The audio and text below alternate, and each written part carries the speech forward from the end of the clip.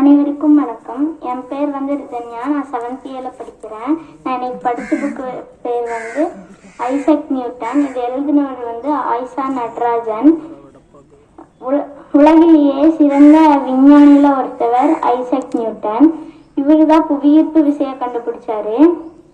இவர் இங்கிலாந்து நாட்டில் 1642வது வருஷம் பிறந்தாரு. இவர் இங்கிலாந்து நாட்டில் இருக்க ஒரு காலேஜில் மேக்ஸும் ஃபிசிக்ஸும் படித்து வந்தார். அதில் ஆர்வமாகவும் இருந்தார்.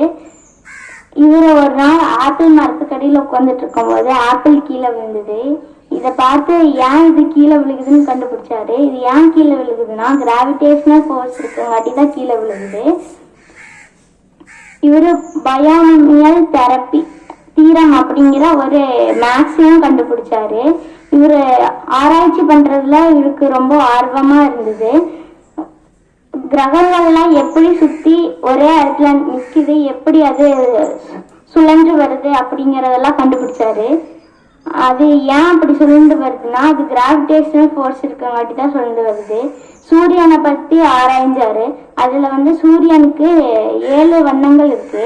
அது சிவப்பு, மஞ்சள், பச்சை, ஆரஞ்சு, கருநீலம், நீலம், ஊதா. இந்த கலர்லாம் சூரியன்ல இந்த கலர் எல்லாம் இருக்கு. வினை எதிர் திசையில எதிர்வினை வினைக்கும் அப்படின்னு சொன்னாரு.